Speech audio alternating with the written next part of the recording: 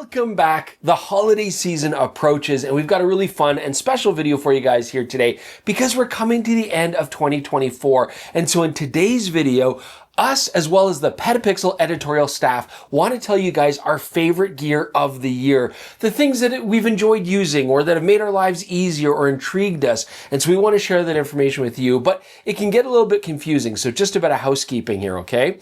There are also the PetaPixel Awards, where we vote on our favorite camera gear, our favorite lenses, camera bodies, accessories. You guys even get a vote on that. And this is totally separate from that. You'll definitely want to see that at petapixel.com.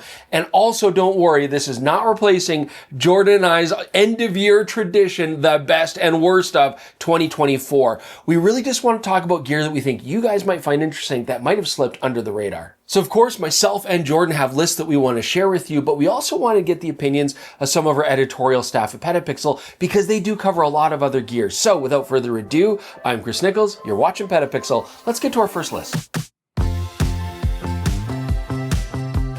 Okay, but before we get to the staff picks, just a word from our sponsor here, because maybe you're one of those photographers that's watching this episode right now because you love to have the latest gear from 2024 and you want to get rid of all of that 2023 ancient junk. Great place to do it, KEH.com. They've got the expert staff that are going to evaluate your gear properly and give you a fair price. There's none of the annoying haggling or issues with private selling. And also, you're going to get a 10% trade-in bonus to get all that latest gear when you get rid of all that old stuff. And better yet, it also gives a lot of people the opportunity to get some very good gear at a very good price used on the market. And if you're one of those people that would rather pick up stuff from 2023 or beyond because you don't need to have the latest gear, KEH.com is again the place to go because you know the gear is going to be checked out. You're going to understand the condition before you buy it, and they do have a generous return policy if you change your mind. So check out KEH.com. They are PetaPixel's official pre-owned camera gear partner.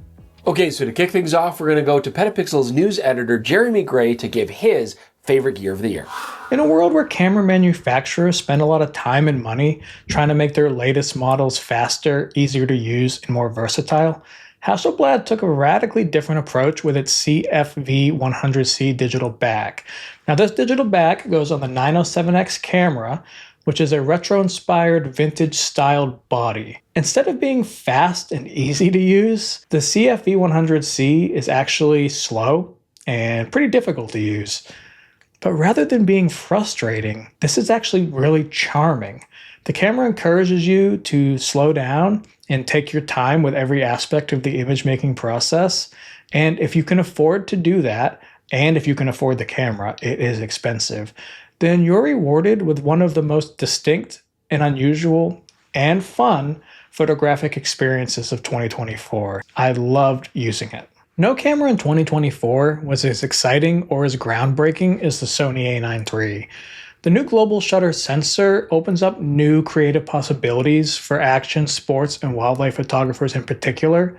And while the camera does have its limitations, being able to shoot at 120 frames per second with full autofocus is transformative. While typically what we see with new camera models are incremental improvements that make capturing good shots just a little bit easier, in the case of the A9 III, it's quite different. Instead, what we see is a camera that makes shots that used to be impossible possible. And that's a really powerful and exciting thing in a field where we just don't get revolution that often. No, the A9 III is not the best choice for everybody, but for those who can take advantage of its capabilities without having to contend very much with its compromises, and there are some, the A9 III is just a groundbreaking new camera, and for that reason, there's no good reason not to pick it as one of my favorites of the year. I love new camera tech, and no camera exemplifies the excitement of new camera tech quite like the A9 III. Okay, so my first pick for gear of the year is something that has absolutely changed my entire workflow, made my life a lot easier, and so because of that, I think it's worth pointing out. and that is this iPad Pro. This is the 2024 model with the M4 chip. And honestly, it's very powerful. It actually edits video better than my powerful desktop PC. I hate to say that. This still plays games way better though, make no mistake. But the biggest place that I see this revolutionizing my workflow is on the go. Like for travel, this has been so much better than taking a gaming laptop. It's quiet, it's power efficient, it's easy to take anywhere. I've really appreciated that aspect. And I'm actually using a lot of the software here. So I'm using Adobe Lightroom for mobile. It's very powerful. I don't feel like I'm really missing out on any features compared to the desktop to get all my photos edited, but also Final Cut Pro for iPad definitely suits my video needs way better. I'm not a fancy video editor like Jordan. I want something easy, quick, and casual, and I think that software does a great job. Beautiful screen on here as well. Fantastic just for travel in general. I can write articles on it with the keyboard here on the case, so it has been a fantastic tool that has changed my life. Okay, so for my second pick, you can't see it, but you can see the effect of it on me right now because it's a piece of lighting gear. It's the Westcott U60B light kit. Now this is an LED light kit, but it's bi-color. Check this out. I also get a little remote and I can use it right now to change the color there. Look, I get warmer. Oh, I get colder. Oh, okay, Jordan, I'll go back to what I think is about right. There we go. I can even dim it. So look, I know Westcott is PetaPixel's official lighting partner, and we do like a lot of their products, but in no way, shape, or form is this part of our ad revenue at all. I actually just unpacked this. I used it the other day, and I just really enjoyed the experience. It changed a lot for me. I mean, having the remote control and not having to go up on my tippy toes and try to adjust things and turn the knobs is way more convenient. It's a perfect output for what I'm doing here. And I think if you're a video creator or if you're doing some, closer, smaller studio photography, it's a great option. And it's only $150. Okay, and so for my last pick, I'm gonna choose a piece of gear that I reviewed here in 2024.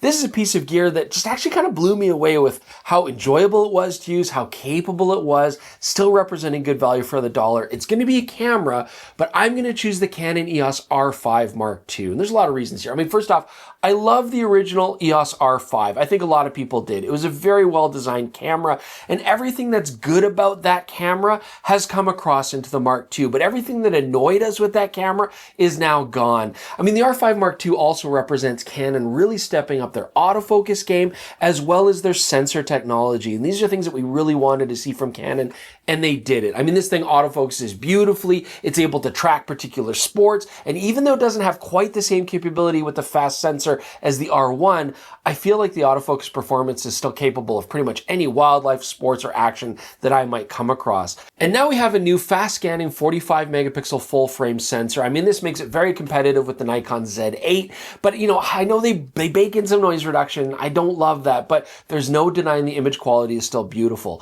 Regardless, this camera's compact, it handles well, it really overshadowed its bigger brother, the R1, the flagship camera, showing itself to be far more versatile, and you still save a ton of money compared to that camera. I think it gives the Nikon Z8 a real run for its money, and I really enjoyed using it. Hi there, I'm Jaron Schneider, the editor of PetaPixel, and you may recognize me if you watch the PetaPixel podcast every week, which I recommend you do. That aside, I have a couple pieces of gear this year that I've liked quite a bit. Now, if you have been watching the podcast, you probably realize that I don't shoot a lot with new stuff.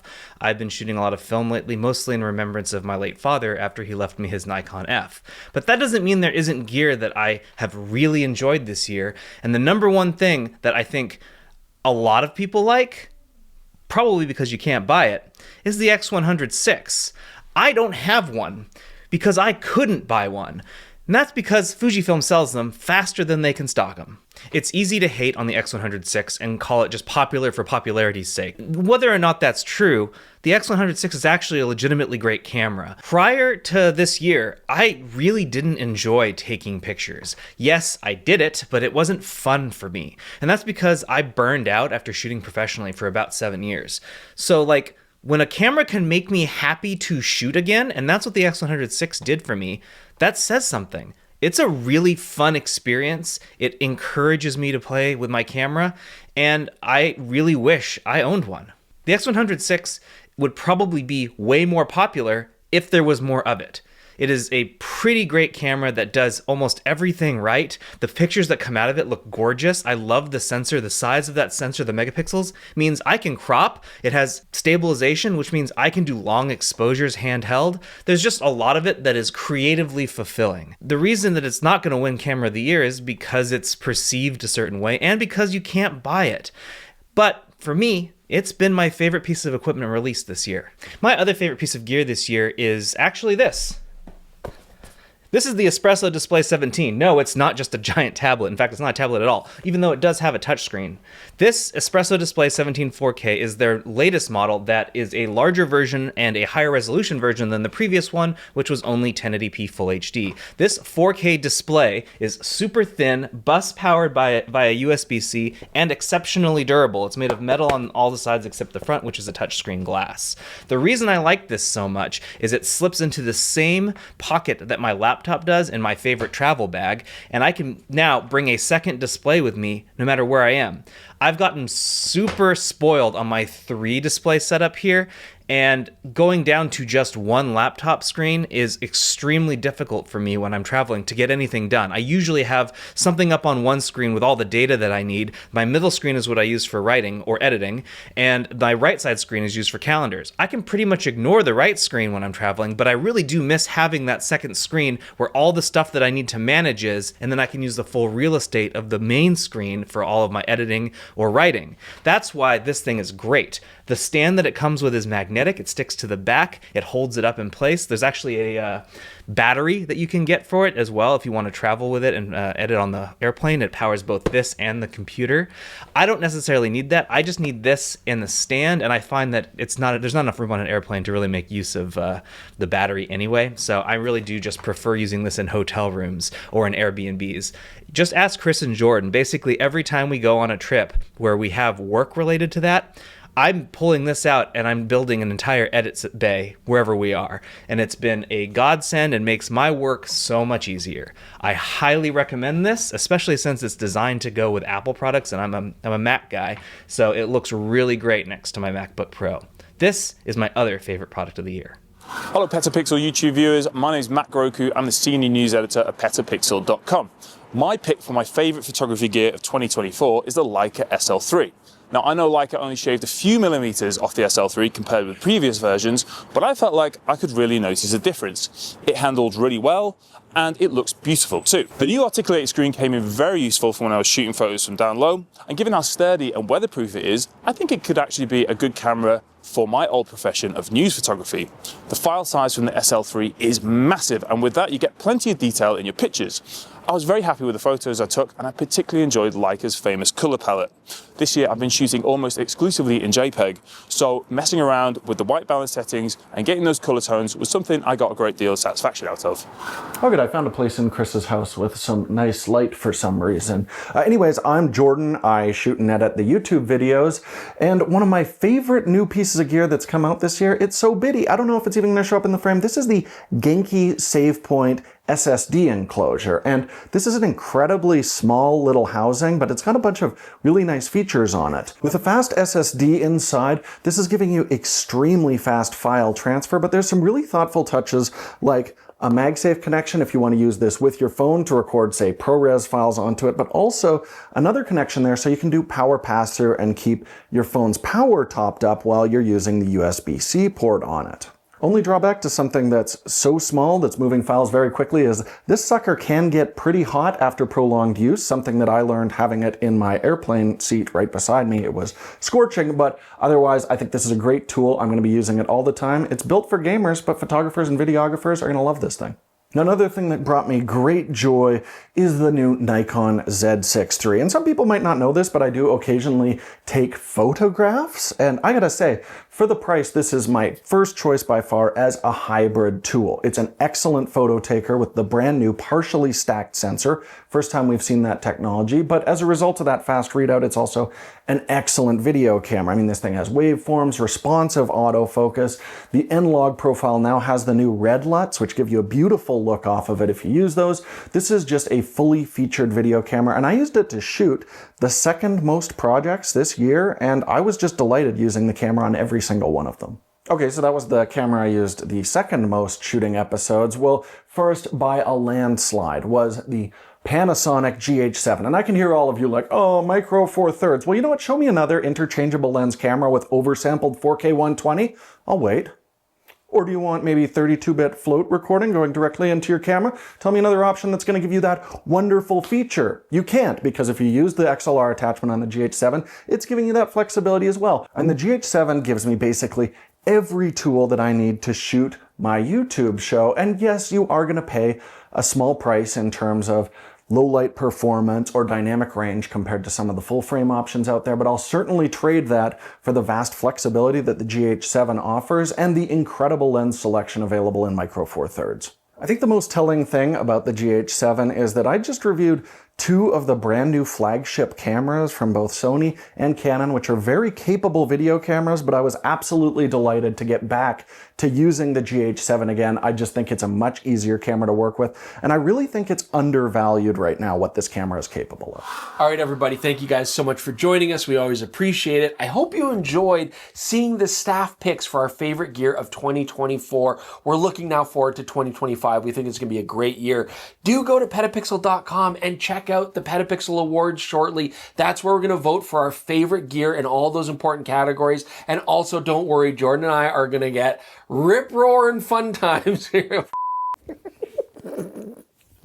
I'm keeping that in. Anyways, it's always a fun episode. We always enjoy that you guys join us for that. So that is coming too. So you should subscribe if you have already so you don't miss that. Also, do leave your comments below. Let us know what your favorite gear of the year is for 2024. And lastly, do join us on the podcast. Just search for PetaPixel Podcast on all your favorite podcasting apps, or you can see it on this exact same channel. Thanks so much for joining us, guys. We'll see you soon with more from PetaPixel shortly. It's gonna get personal.